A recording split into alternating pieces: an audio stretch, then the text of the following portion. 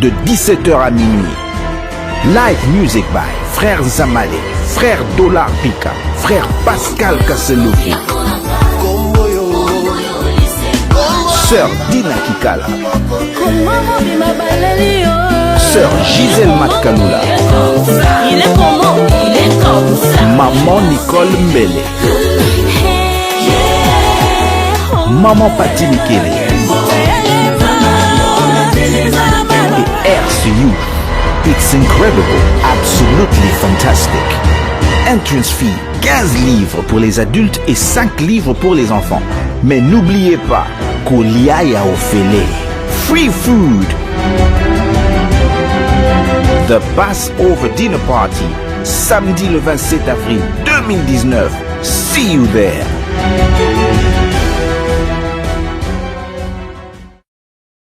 DS Happy Production présente Célébration Pâques 2019. C'est l'événement de l'année. The Passover Dinner Party, second edition, avec tous vos artistes préférés.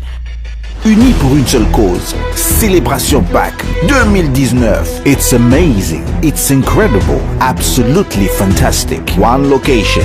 The Palm Tree Banqueting. Adresse 329 Romford Road, London, E7 9HA. Date, samedi le 27 avril 2019, de 17h à minuit. Live music by Frère Zamale, Frère Dollar Pika, Frère Pascal Kasseloufi, Sœur Dina Kikala,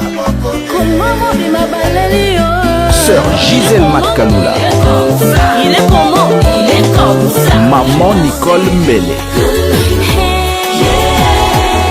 Maman Pati Mikele et RCU. It's incredible, absolutely fantastic. Entrance fee 15 livres pour les adultes et 5 livres pour les enfants. Mais n'oubliez pas, Koliaya Ofele. Free food. The Passover Dinner Party, samedi le 27 avril 2019. See you there. Mbote bandeko oyo nyonso bazali kolanda biso tozali bongo live sur Chemin TV awa na Londres. Ezali moko ya ba chaîne chrétienne oyo ezali kolakisa motomoko nzela po ete azwa mwinda na bomoi pe a développé éducation pe connaissance pe tokoma équipé po ete tango déception ekoya na nzela na bomoi na biso ekozwa place te parce que le peuple de Dieu bazali bien formé. Nayango, l'honorable SK, vraiment, nkolo apambola musala monene, oyo o s'engagea na communauté congolaise awa na Angleterre, précisément na Londres. Kozwa tan, kovanda, oyezalika bakata ya ministère monene. Nanzela na media, ezali 4e force ya ndenge biso bato awa na mokili tozali. Vraiment, nous te saluons eska na biso pe ete ba oyo nyonso bazali kolanda biso live sur ba télévision na ba satellite na ba réseaux sociaux nyonso na internet, na ba WhatsApp, na ba channel nyonso wana.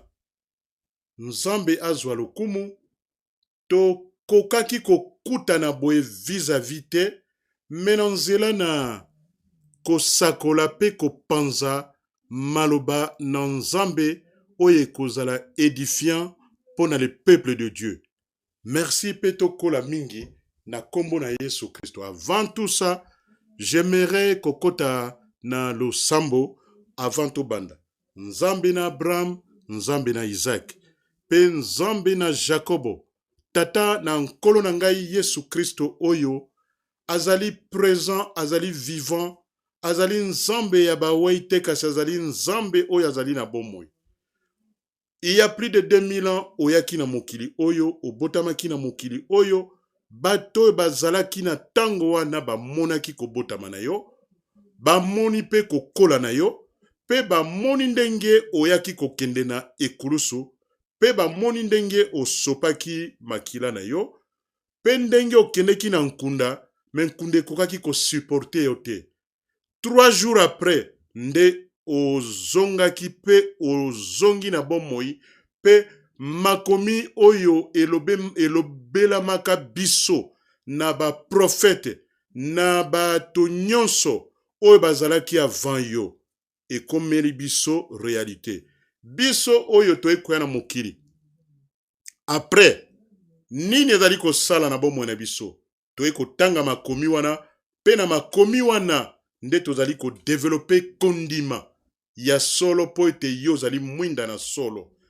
Tika ete le Saint-Esprit de Dieu oyo esekwisaki bomoi na Yesu Kristo esekwisa biso na pokwa na lelo, et réveiller conscience na biso, et réveiller ba cellule ya nzoto na biso, et réveiller ba molécule, ba tissu oyo nyonso ezali ya kokufa na banzoto oyo.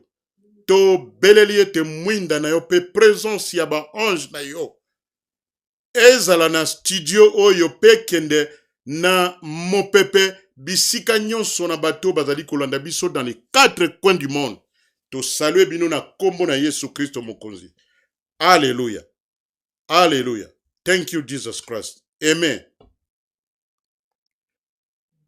Nazali na ba message moko na kotinda na bana na nzambe. Tozalaka awa na mama na biso na kombo ya mama Mapasa, mama Luta oyo awutaki kokufela mama na ye biologique na Kinshasa na RDC. De la part ya ministère ya New Concept Evangelical Assembly awa na Londres, tozali ko présenter yo pe na libota na yo mobimba, ba condoléances, nos pensées sont avec vous, pe totie yo na ba prière na biso, pe nkolo a fortifié libota na yo na moment oyo très difficile. To saluer mama na biso, moko ya ba contributeur oyo azali ko contribuer na mosala oyo ya nzambe tozali ko sala awa na Londres, pe to saluer papa na biso e mama Willy, to tindeli bino ba condoléances na libota mobimba, famille mobimba bazali tozali together. Merci pona oyo nyonso ezali koleka. Pe tozali lisusu na kombo na ngai apôtre Eugène Kanda Ekombolo. Nazali bongo leader ya ministère apostolique oyo epesami biso awa na Londres, kasi musala mususu tosalaka pe ezali na mboka na Lubumbashi. Ezali na elenge mobali moko, couple moko, balingi nzambe mingi, balingi misala na nzambe, malamu bako salela musala na nzambe avec passion dans leur cœur. Na kombo na évangéliste Francis Mutombo Kombe et notre maman Jolie Kombe, na bazali bongo na Kamalondo Centre Foyer dans l'enceinte école Buni na Lubumbashi. Numéro ya contact à téléphone na bango ezali 081 68 00080 na mboka na biso ya RDC, bazali bongo na territoire ya Katanga oyo nyonso akokende kuna ekozala malamu ata une simple visite omona couple wana bayamba bino pe bokozala vraiment béni pe bokozala elongo bango esika moko.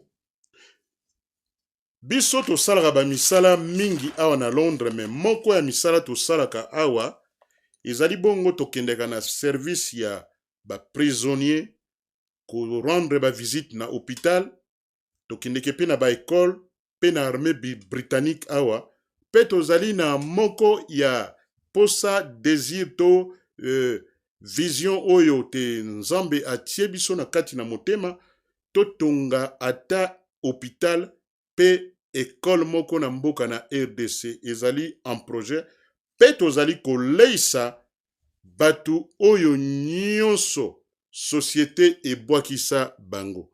Yango tina ya ministère tozali kosala ezali nde yango wana. Tosalaka pe ba service tous les dimanches de 13h à 15h. Donc oyazane sikate ya kosangana totandeli bino loboko po ete tokutana tosalaka ba service kuna ezali très précise 13h to bandi 15h esili. Mercredi tozalaka na intercession de 19h à 21h. Et puis tous les vendredis, les derniers vendredis, il y a chaque mois tozalaka bongo na oto bengi veille de prière. Et sika tosalaka ba prière moi mingi. Nazali pe lisusu ko saluer la première dame na kombo ya la baronne de Kiri Baikonda bapesa mwasi nanga mon épouse la première dame kombo ya territoire ya Kiri wana bapesi yango na honneur na ye mama Brigitte Kombolo Daniela. Na tindeli pe yo bambote mingi. Na tindeli pe lisusu notre maman Béatrice Mazozé. Bosi bomoni ye awa to tindeli yepe bambote ya mingi. Papa Achille Sale to tindeli yo mbote ya mingi. Papa Mutombo Vanindu to salue yo esika uzali et tout le monde nakati ya ministère oyo, les hommes de Dieu, les femmes de Dieu o nyonso bakosala mosala na nzambe pe bazali kosala ete communauté na biso ezala transformer pete ba continuer ko développer sens ya moralité aiguë dans leur vie conjugale na ba entreprise o bazana misala o bakosala ba business o bazali kosala na ba différents départements na gouvernement na média na éducation famille système ya kibonzambe oyo tozali na yango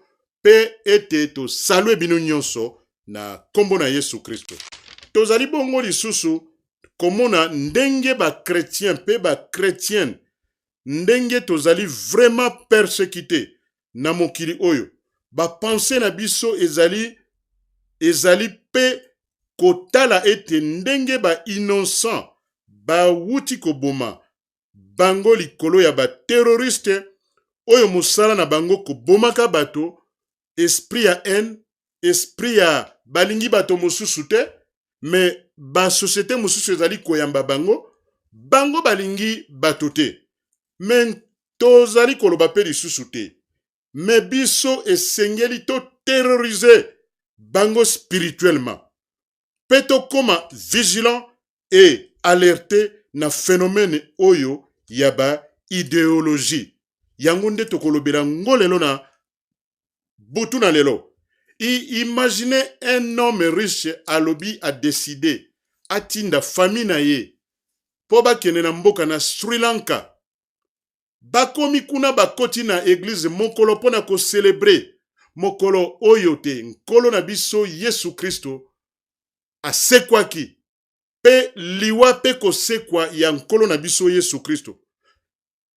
Kovanda bavandaki na église wana, on dirait que kokota bakotaki bakendaki kokota na ndenge tolobaka na anglais ke esengeli oya kovanda na wrong place, wrong time, na wrong people.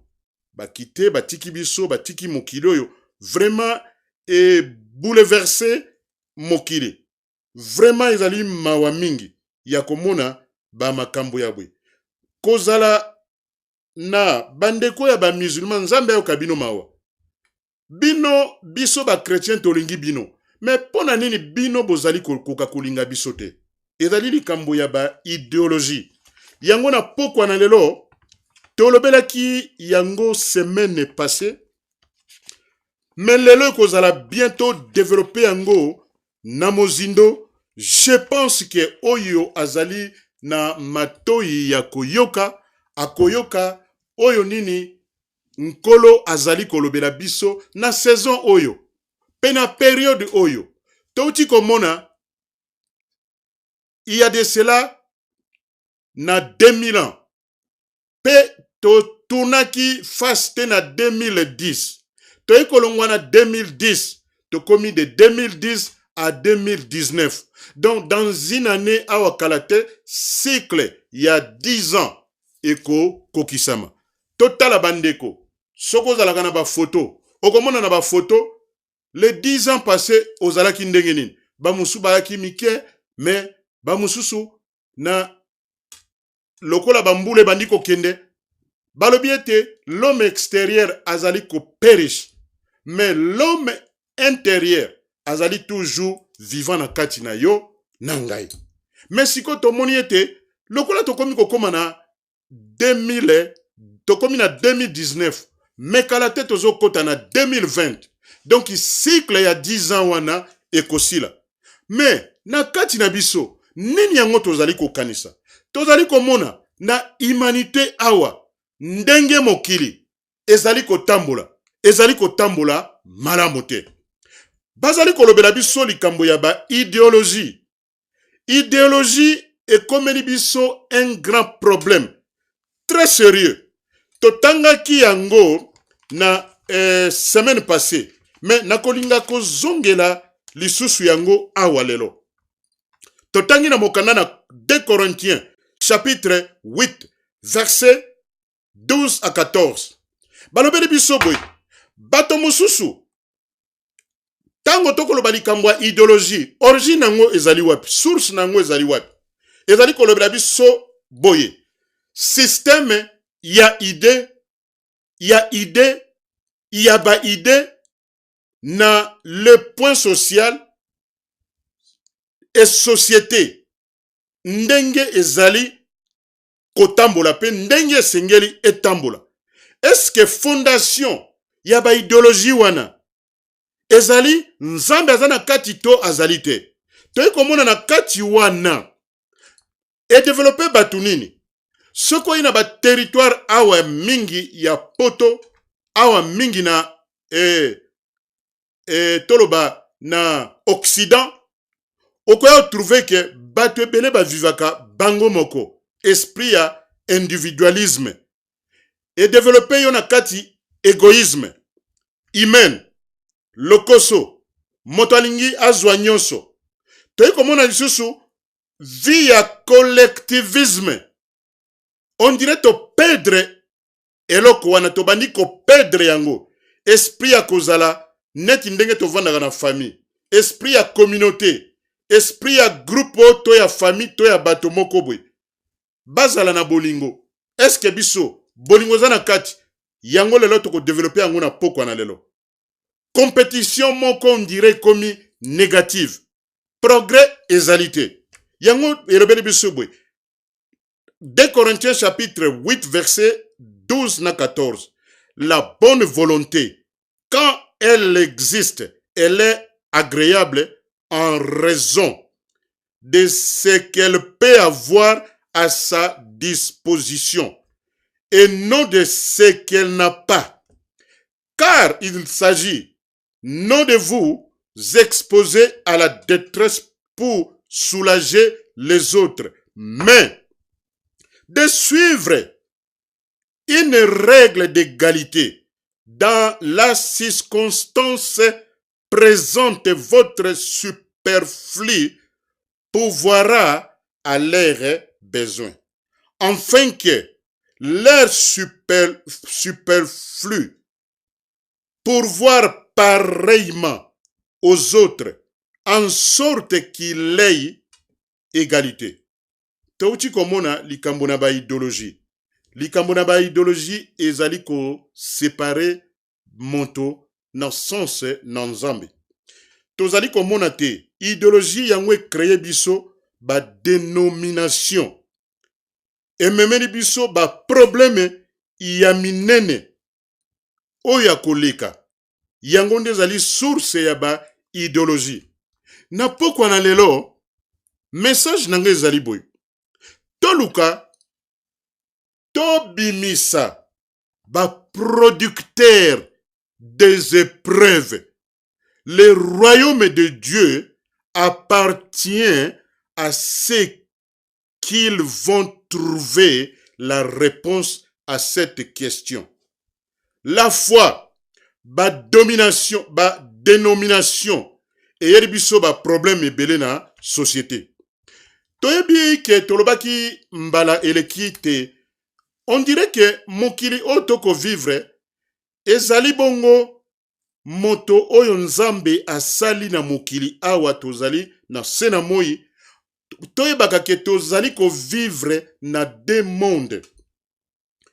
Monde visible oyo ezali physique. Et puis ezali na monde oyo babengi invisible. O tozo mona na biso na miso na biso te. Tolobaki na référence Corinthiens 1 16 na 17. Tokomona yango 2 Corinthiens 12 tokomona yango. Tolobi ete toye komona te et toute la vérité ya makambo tozali koloba et créer biso on dirait ezali lokola créer un monde parallèle, monde naturel peu invisible. Concept ya oyo ya malam. Ephésiens chapitre 2 elobeli biso boy tena 8 elobeli biso boy. Car c'est par la grâce que vous êtes sauvés par le moyen de la foi. Cela ne vient pas de vous, c'est le don de Dieu. Ce n'est pas point par les œuvres, afin que personne ne se glorifie. Toyebite nzambe tango asalaki Adam, asalaki ye, azalaki moto oyo modèle oyo nzambe ye moko ayaki ko décider. Asali ye na mabele pe azu pe manaye atie pe eloko oyo ya salaki ekomi na pema. Mais toyebi ete na vie ya Adam ndengi avivaki azalaki na eloko ba benga te foi. Foi ezali lokola sixième sens. Parce que mutu azali na komona koyoka kosimba komela pe kozala na bolingo. Mais sans mosusu wana ezali l'homme naturel. Mais l'homme spirituel azana besoin ya guidance mokobwe. Azana besoin ya kolanda ba règlement mokobwe spécifique po azala malamu. Yango moni ezolo bela biso butu na moi. Moto azali kokufa, ce n'est pas manque ya prière, mais manque ya connaissance. Si qu'on a connaissance, ce qu'on développer connaissance bien, okomona makambo na koloba, pe na clarité nyonso pe ekosunga bomo ya ndeko moko na pokwa na lelo. Na monde naturel, tozongeli lisusu, les hommes et les femmes bazali kosala ba percée ya minene dans les derniers 100 ans oyo eleki, humanité en général. Exemple monene, progrès na niveau ya médecine, internet, système lelo commerce komi digitalisé. Makambo se komi digitalisé. Tomoni ba avion ya minene. Ndenge électricité zali ko tambola. Ndenge ba médias zo tambola. Et puis ndenge pe ba technologie ya sika. Et facilité biso ndenge tozali lelo na studio awa. Mais monde entier ezali kolanda biso. Kala ezalaki makambo oyo ezalaki te. Donc tozali awa na studio oyo des milliers de gens oyo bakoyoka monoko ya lingala pe bazali édifié pe baza kozwa maloba ya kitoko ya nkolo. Mbe toloba likambo moko boye na monde spirituel. Monde spirituel ezali epesamaki nde na église ya Yesu Kristo. Pe kasi soki bato bakosala progrès te, visible te, tangible te, c'est peut-être que ozala environnement mosusu bakanga na bango bato. Pe ezali ko cause te moto akoka ko avancer te. Yango na pokwa na lelo tozali ko belela na nzela na message oyo. Ekotelemisa moto moko oyo azali na foi atelema pe aya abimisa pe aloba makambo na malamu oyo ekosala avancement ya peuple de Dieu. Toyebela malamu ba genre ya ba problème nini oyo yango tokoki ko résoudre. Pe tomona ba évidence tangible, souffrance humanitaire. Nani ako confronter yango. Ce n'est pas une église oyo ezali koyate bato baye kaka bafandi babini et puis babimi bazue loko moko te. Mingi bazwaki éducation te. Je pense que toteyaki mateya ya éducation na ba chaîne mosusu mais lokola tozali awa na honorable SK tokozwa pe lisusu tant tokoteya éducation ndenge ekomama na Bible. Éducation ezali te ka moto akende classe te. Éducation ezali po moto akoma éduqué abima na limitation. Nzambe akomatisa niveau ya kondima na ngai na yo. Touti koloba likambo ya totala po na nzoto oyo. Bolingo na mitema na bato. Vie morale et une bonne conscience. Pe solution, tokoma solution monene na vie humanitaire, na humanité oyo tozali, na environnement oyo tozali. Siko yeye kosala nini? Nzambe ayaki kosala Adam. Tango asalaki Adam wana, ezalaki te ete Adam akufa.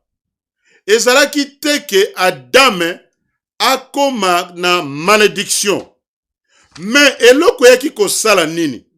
Tango Adam aye ko désobéir na Nzambe. Nzambe aye ko bimela ye. Alobeli ye alobi ete yo ozali wapi? Alobi na ye ete ngai mwasi oyo pesaki ngai akrele ngai problème. Ayelinga idéologie. Oye koki ko memela bato. Biloko lokola ba déception, persécution ya mozindo, manipulation par les systèmes introduits. Bête noire, komi ko vivre lokola ba bête noire. Produire fausse croyance et produire biso ba xénophobie. Comme la peur na vie oyo ya bato. Confiance et bunga na ba relation. Ba conflit ekomi ebele pe tozali komona yango. Adam eloko yaki kosala ye ezalaki nini? Tango baye kosala masumu na bango. Balobi ete moto akomi plus na raison eye kozwa esika ya Nzambe. Surtout soki moto wana simbi mindoki. Omoni, ndenge mokili ezali ko fonctionner lelo. Il y a plus de 6000 ans et progresser sali progrès. Tokomi komona ba makambo oyo wana. Omoni, sikoyo eloko eko sala nini? Adam tango asalaki masumu. Ba bimisi bango na jardin d'Eden. Bayaki koyebisa na Adam boye. Balobi ete tango Nzambe asalaki Adam azalaki na image ya Nzambe. Mais ezali koyeba na te combien de temps mais soki totali okomona place moko balobi ete tango basali masumu na Eve babengani bango mokolo mususu Eve atuni Adam lokola conversation alobi na ye mais yo lobi ete tokwei na masumu mais nga nazomona eloko moko te mais oyebi te Adam abotaki bana mibale moko kombo na ye Caïn na Abel mokolo moko bavandi bayekoka rapport ete Caïn ayeko boma Abel omoni début ya malédiction ba maladie biloko kilikili oyebi te nzoto oyo Adam azalaki na yango ezalaki te ndenge tokomonaka nzoto oyo toza na yango lelo azalaki na nzoto oyo ezalaki le plan original ya Nzambe azalaki kotambola na esprit azalaki komona monde spirituel pe ba créature spirituelle nyonso ba ange pe ba différents niveau ya ba ange pe ba esprit nyonso oyo ezali na monde spirituel tango ba kweisami na masumu eloko nini ekosala ete baseloigner na présence ya Nzambe ekosala boye tango Adam akomaki na 130 ans akomaki na 130 ans balobeli biso boye na les jours d'Adam vécu furent de 930 ans Adam a vivre na mokili 930 ans pe ayaki kokufa bayeko loba boye Adam âgé de 130 ans engendra un fils à sa ressemblance selon son image il lui donna le nom de Seth omoni ndenge balobi l'homme abotam oyo Nzambe asalaki na image ya Nzambe mais tango bayeko sa masumu eyeko lobela biso te ayeko bota mwana na kombo ya Seth pe na Genèse 5 verset 3 elobeli biso polele te leri ya komi na mbula wana bayeko lobela biso lisusu te les jours d'Adam après la naissance de Seth firent de 800 ans et il engendra abotaki mibali pe na basi omoni bana wana bazalaki lisusu na image ya Nzambe te yango moni importance ya moto obongwama oyeba Christ okoma né de nouveau ezali très important yango moni na kati na vie ya moto ezali na biloko misato il y a l'esprit Nzambe atie biso esprit pe tovandi na âme vi na biso batu na âme ezali kotambola na makila nde ezali kopesa biso âme na yo bomoi siko na makila wana leri yo botami na image ya Nzambe te soki papa na yo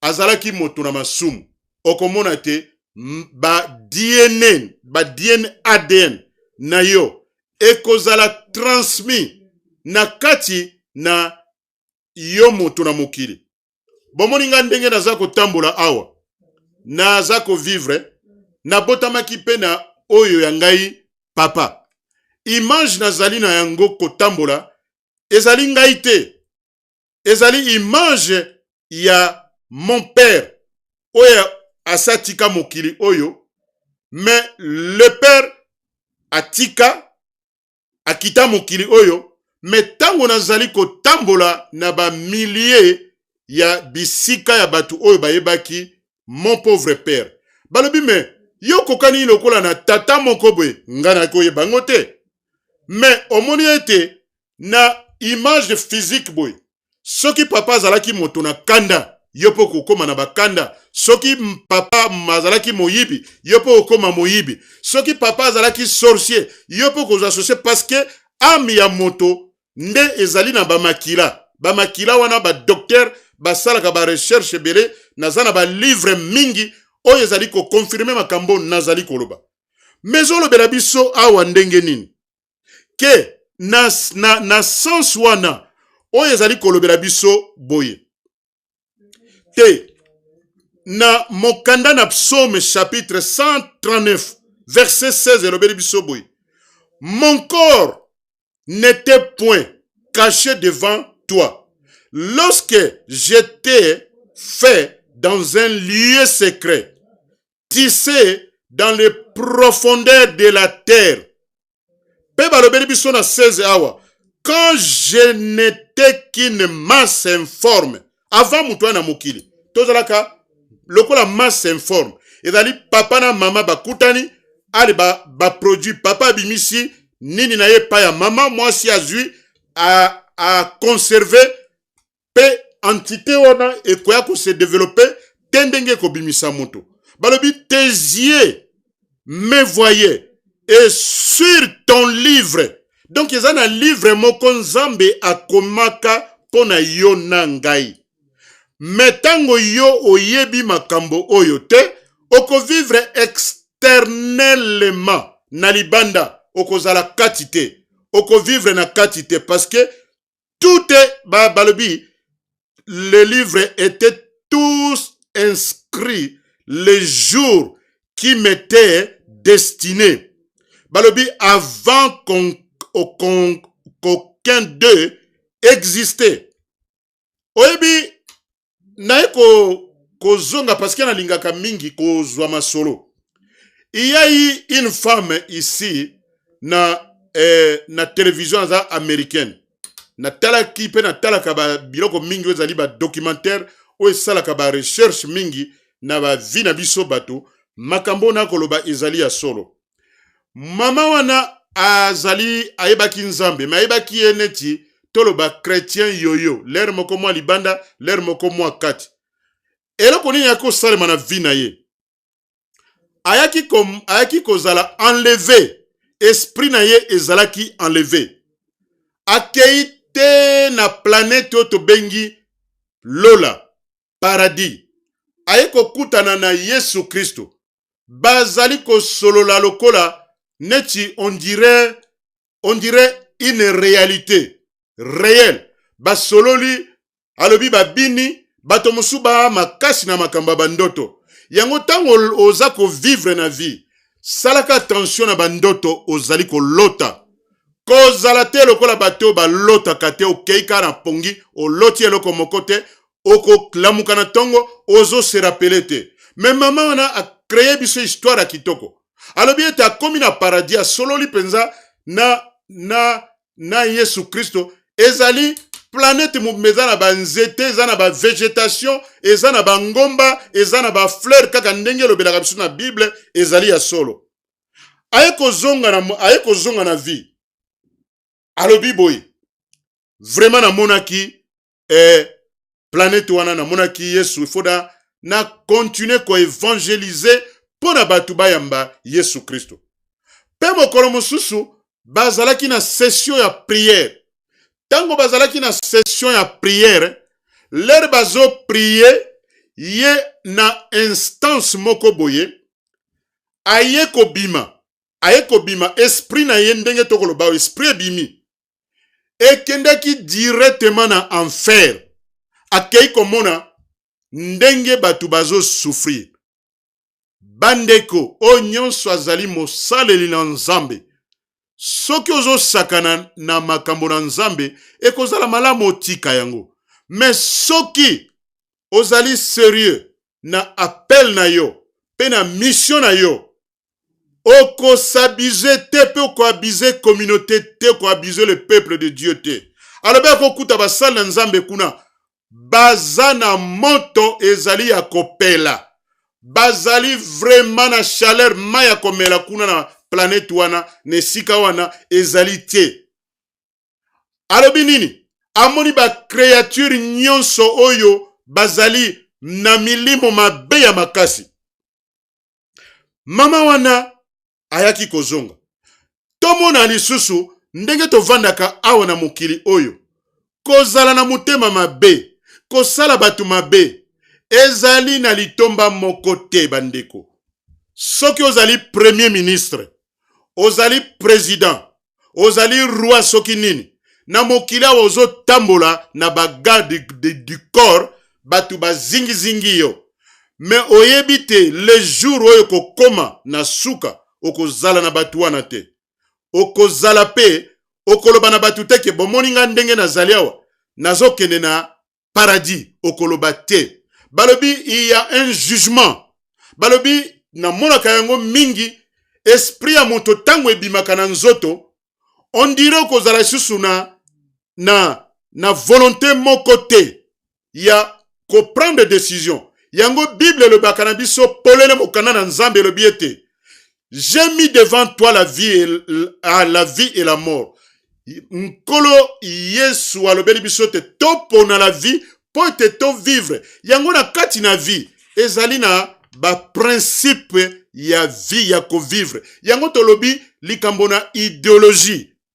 Sikoyo mokolo wana lero yo ko kite mokili oyo yo moto kozala en face na makambo nyonso ya mabe oyo yo salaki.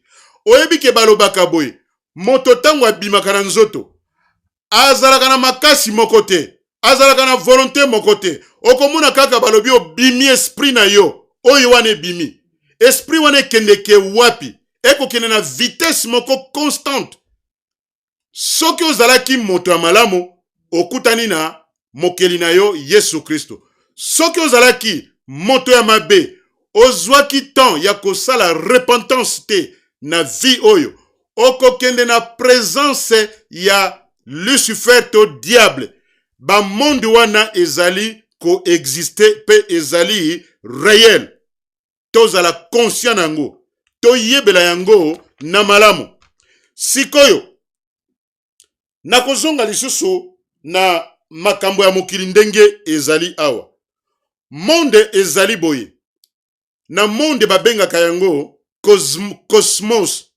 Ezali désordre to chaos social. Oyo ezali ko détruire ba vie ya bato innocemment. Balobi na kati ya monde naturel tozali komona makambo ya mabe. Omoni bato musu bazalaka awa na physique boy.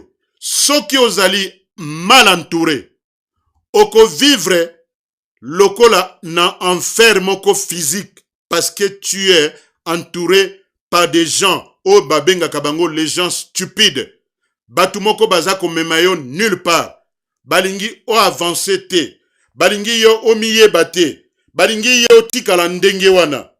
C'était mon cas.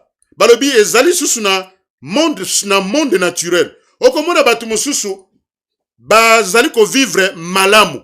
Bazali na bambongo. Bazali na ba moyen. Bazali na bandako ya malamu. Mais mingi bazalaka na kimia te. Ekozala na yo mutu ozala na mbongo pe bato baya kosepela na bozwi na yo. Na opesi exemple mususu boye. Ezalaki na moto moko azalaki na mbongo ebele mais bazalaki na ba conflit ya famille oyo esilaka te wana. Sikoyo moto wana a vivre asomba biloko malamu atia na ndako bilambe ebele alataka yango te. Mokolo ayaki kokufa sikoyo batu oyo bayaki kolelela ye bato oyo azalaki na bango na conflit. Bato wana lokwa bayaki ba pauvre balobi nini? Balobi ete tokokende kolata bilamba oyo ndeko asombaki, tokokende komela tokomela na ba verre na ye, tokolia na basani na ye. Mais l'air mutu wana akite atiki mokili. Mais le monde ezali ko continuer coexister. Mais sikoyo eloko ye kosala nini? Ye conflit azalaki na bandeko siko bakomi komela, bakomi kolia biloko na ye. Yo moto oyo lobi ete yo olingi kozala na vie sociale te. Isolation ezali malamu te. Isolation na vie ezali lokola oko vivre na enfer. Tomoni bato ebele bako bela ba maladi, bato ebele bako kota na hôpital, balobi bako souffrir cause ya isolation na société na communauté pe esika bato bazali. Balobi na vie spirituelle, ezali na deux choses. To ozala na présence ya Nzambe, to okende na enfer pe okende komona milimo mabe. Yango motuna na ngai ezali boyi na pokwa na lelo. Ndeko, nani azali ko influencer vie spirituelle na yo, vie sociale na yo, vie économique na yo, esprit na yo, ekozala malamu na maloba oyo toyoki na pokwa na lelo, pe esprit na yo ezala activé, pe ebima na pongi ya bakufi. Toyoki ete bato ebele bazali bato moko, bazali ya kolala pongi. Sikwa eloko mosusu ndenge na koki koloba awa, enfer esalamaki ndenge nini? Nzambe azalaki na ba ange na ye misato: Mikael, Gabriel na Lucifer. Lucifer adesevaki Nzambe, adesobéi na Nzambe, Nzambe abwakisi ye. Pe ayaki kotinda ye na mokili awa. Bomoni tango oyo tozoloba lelo, espace oyo esalaki te. L'ère Adam ayaki kokoma na mibu 130 ans. Question moko nalingaka kotuna na bana na Nzambe. Balobi Moïse azalaki kosolola na Nzambe. Pe Nzambe naye bazalaki kosala conversation. Moïse atunaki Nzambe alobi, mikolo na moto na mokili esengeli ezala combien de mbula? Nzambe alobaki na Moïse abi, mikolo na mokili na moto ezali 120 ans. Ezali na Ancien Testament wana. Et puis, na période oyo esalaki ete Adam na Eva bakweki na masumu, mokili ezalaki sans forme, chaos total. Pe Nzambe ayaki mokolo moko boye, tango avandi na ba ange na ye, ba créature na ye, abengi lisusu ange Mikael na ange Gabriel. Alobi na bango alobi, me nakolinga na lakisa bino eloko moko lelo, nakosala bino démonstration pote bomona. Bozalaki kotuna nga ndenge nini osalaki mokili, bosalaki bwe espace wano tikaki yango pona nini? Nzambe alobi bon bozela bomona te. Ayaki kobenga Lucifer, pe abengi ye. Tango abengi ye, ayeko sala lokola akamati montre. Omoni montre. Montre nde ezali ko fonctionner na temps, na minute, na ngonga. Atie likolo na ye. Le baye ko zwaye, bake ko tia ye na place moko lokola boloko. Akanga mekuna. Yango boyokaka toujours ke diable azali susu na tante, a remarqué que tana ye ekomi mokuse. Yango lokola tana ye ekomi mokuse, ye lokola monaki création ndenge Nzambe azali ko sala batu, azali ko sala ndenge tokomona monde visible oyo. Aye ko sala te, oyo nyonso azali na ignorance, ye azali kwa mvute, ba muto azali na ignorance. Yo moto oyo oko tambola, olingi koyeba makambo na Nzambe te. Il y a une fin na mokili oyo. Il y a une vie après cette vie. Siko balobi akamati montre atie likolo na ye. Yango tolobi ete Nzambe avivaka na tante, avivaka na éternité. Yango balobi ete Nzambe akamati éternité atie kati na moto. Oyo nyonso akondimela ye, oyo nyonso akoyamba ye, akosala ete alakisa yo te, ye nde azali le vrai mwinda. Omoni? Yango omoni ete, yango yaki kosala te, Adam tango akwena masumu, aye komona ndenge bouleversement ya monde oyo, e yaki kosalema. Ndenge monde ezalaki parfait, ndenge monde ekomi na kao. Omoni, tomoni yango polele, totangi yango polele. Oyo azali na matoi ayoka. Siko tango Adam ayaki kosala masumu na nzela na jalousie, yango ekotaki na mokili. Pe makambo ebele ekotaki na makambo na nini? Adam wana abungisaki biloko misato oyo toyoka tofungola matoi na biso. Adam aperdraki oto bengi kozala camarade na nzambe. Abungisaki eloko to bengi relation et communion na ye mokeli na ye. Yami bale ayaki kobungisa oto benga kango na anglais assignment, na français affectation to mission na yo na mokili ezali nini. Oyo ya misato ezali lokola nini? Provision. Balobi ete na motoki na yo nde okolia. Aye ko perdre loko babengaka disposition. Omoni disposition wana biloko misato oyo. Mais eloko ye ko sala biso ete toyeba boye. Ezali nini? Ezali ete na ba idéologie oyo tozali koteya na pokwa na lelo. Eye ko sala nini? Eye ko sala motakomi na makambo ebele na vi na ye. Tomoni idéologie moko na koloka na zwa exemple ya malamu. Tomoni bandeko na biso ba combattant. Basalaki musala na bango na l'air, basalaki musala na bango, to bandaki ko comprendre bango te. Balobi ete ba musicien ba utaka libanda, ba yaka awa, ko tiela biso lisusu désordre. Ba ye ko sala te économiquement, batu ba perdre bambongo, socialement, ba foyer mabala mingi e komaki na ba problème. Eza na batu musu ba fanatique ya ba musicien. Musique ezelo ko mabete. Tokoya kote yango pe na Bible. Musique sengeli inspiré batu. Mais groupe ya batu moko balobi non. Ko bandalelo, musique eza lisusu te. Te jusqu'à nouvel ordre. Tomoni te tango ba musicien ba koya lisusu te. Moi ordre moko ekotaki na société.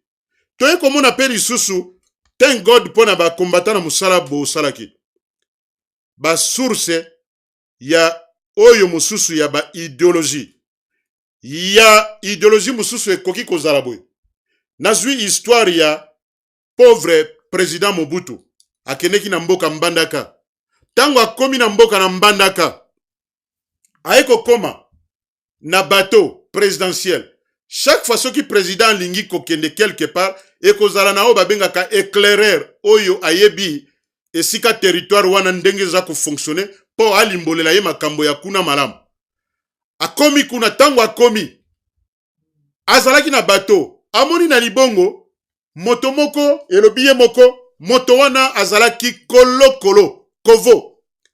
Alobi amoni moto wana akamati nini? Alati bilamba ya pembe, alati sipe basi bilamba ya pembe bantoure ye.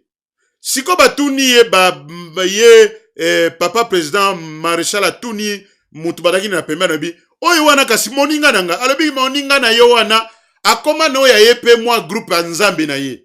Mwa ligablo na ye. Donc ayepe wana ye kokumisa yo. Est-ce que idéologie wana ezali ya nzambe to ezali ya bato? Toko mona ngo mingi yawa. Soki moto azwi mwa lumière na ya moke.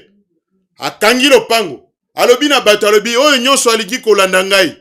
Aya awa na lopango oyo. Likambo na ba idéologie. Idéologie mususu ekomi.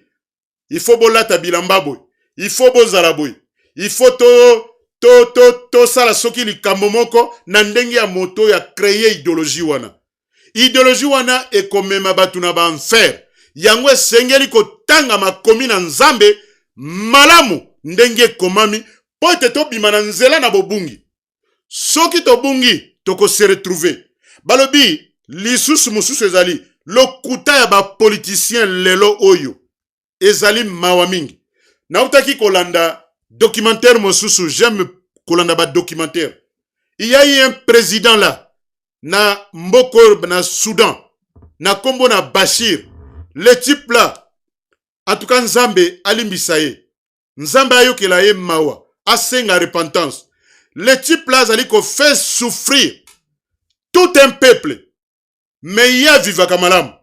Oyebi ke tango ba ye ko sala e coup d'état. Moto azalaki soki moto ndini yango, akomi na ye moto normal, bakangi ye bakraka, bakotisi ye na prison, bakomi kokata ye suki na bato ya prison ba ake kokuta kuna bazo kata ye suki il faut tala ndenge bazo sala ye baye kotinda bato bakende na ndako na ye donc eloko eshokaki nga eza nde yango wana baye kokuta ye na mbongo cash 66 millions de dollars cash na babillet ya $100 $100 mais omoni balobi en voulant trop gagner à perdre nyonso balobi ete moto azalaka na ndenge ye akanisaka mais le plan de Dieu akotika yo osala makambo lingi osala soki ndenge nini momoni ndenge basali ye omoni ndenge aye kosuka eske ye ayebaki te akosuka ndenge wana ta musuna ye alobaki nakovivre vie na nga mobimba te ndenge mokolo nakotika mokili oyo lokola président de la république yango balobi le destin ya moto eza na maboko na yo moko te eza na maboko ya nkolo wana tika ete tosala te tobima na nzela na ba idéologie oyo to développer te sens ya mauvaise interprétation ya makambo mauvais raisonnement koboma ba innocent préjudice entre mwasi na mobali yango ezali l'un des causes ya ba divorce awa na poto likambo na ba idéologie oyo soki tokoti na mozindo okomona nini mwasi aki a développé mwa idée moko boye ale idée wana ekomi formuler l'ensemble des idées et créer perception on me dit que la plupart 80% ya makambo to salaka na vie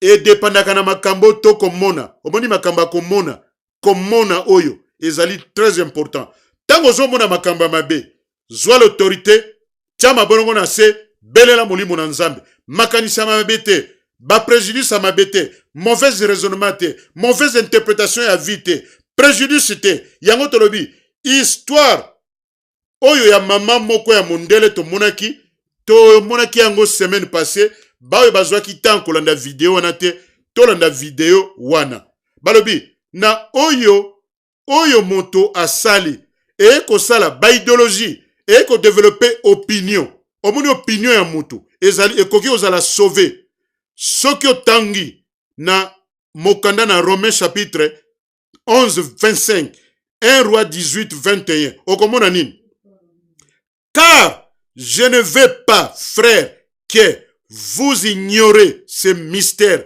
afin que vous ne vous regardiez point comme sage c'est qu'une partie d'Israël est tombée dans l'endurcissement jusqu'à ce que la totalité des païens soit entrée que balobi ete soki ozali ko endurci motema na yo na ba idéologie ya mabe eko créer yo développer ba opinion ya mabe na vie oyo balobi créer un esprit de jalousie pe baya kobwama esengeli batu baya kobeba yango esengeli to développer la foi en Jésus-Christ. Na mokanda na 1 roi chapitre 18-21 le beli bisube. Alors Élie s'approcha de tout le peuple et dit: jusqu'à quand clocherez-vous de deux côtés? Si l'Éternel est Dieu, allez après lui. Le peuple ne lui répondit rien. Likambo na opinion ezali kosenga foi. Soki omoni te okutani na batu musala na bango ba opinion mabe zonga na mokili sala boy toke kuna boy toke na distraction toke na boy di nzambe ngo azalaka te mais nzambe azali réel. Il est réel parce que le jour tu vas mourir yo toko décider pas yo kende mais c'est le Dieu là qui t'a créé akoyeba ete motoyo azalaki ne motakobunga il faut kende na lieu ya esika ya lingaki Yango wana ndeko na ngai. Balobi te, croyance na yo ezali wapi? Na mokili to na nzambe. Jacques chapitre 2 verset 19. Balobi, tu crois qu'il y a un seul Dieu. Tu fais du bien. Balobi, ba démon, toka ba démon, omoni ba démon. Ba démon, baza ko croire na kombo na Yesu Christo. Crois aussi et il tremble.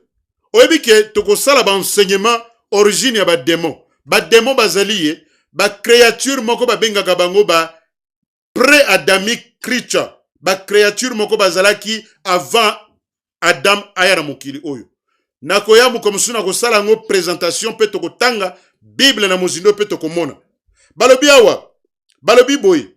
Marc 9, balobi Jésus lui dit, si tu peux, tout est possible à celui qui croit.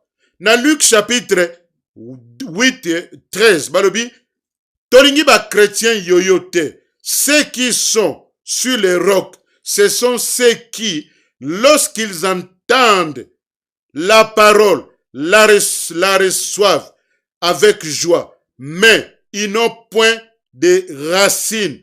Ils croient pour un temps et ils succombent un moment de la tentation. Yango position na yondeko ezali wapi.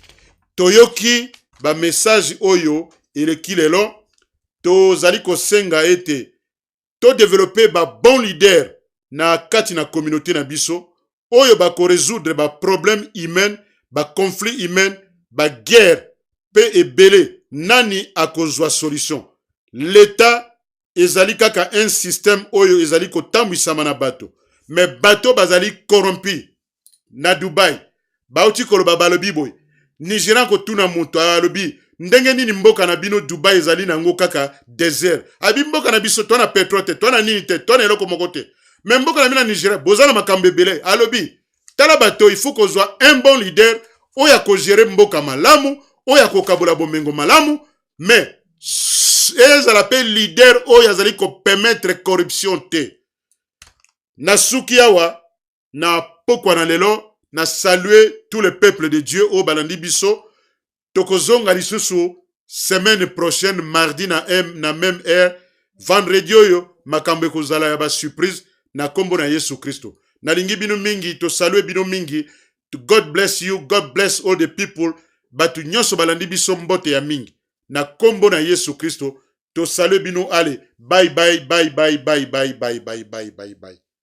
Amen.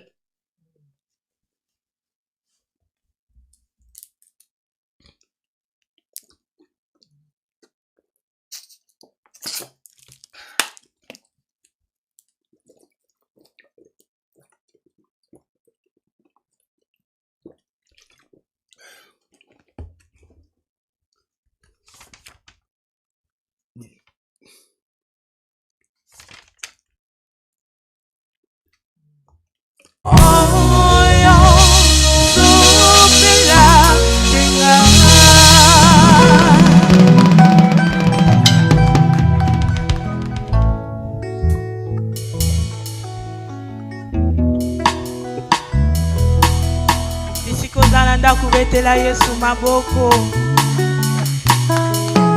Zembo ezake tozolobela ke bato mosusu bazotonga yo eza po bazangi komona lobi na yo bato mosusu bazalaka aveugle bazomona lobi na yo te bazomona kaka yo ya lelo mais lobi ya moto Nzambe ne moto ayebi yango yango wana komikitisaka te komimona te sans valeur pour oyo akela yo yende apesa yo valeur amen.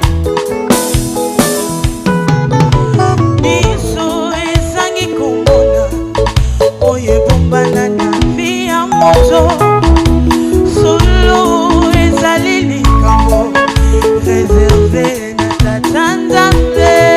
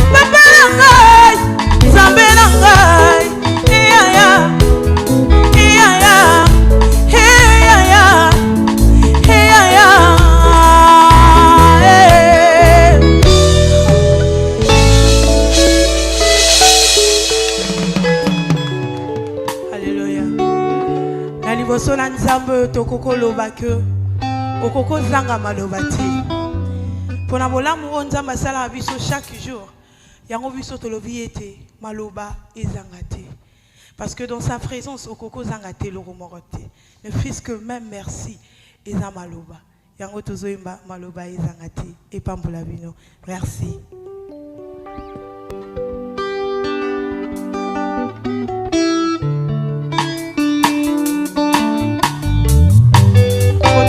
Ningana mwa mokie ningana mwa mokie bakisa mwa mololo mpona Yesu ha ha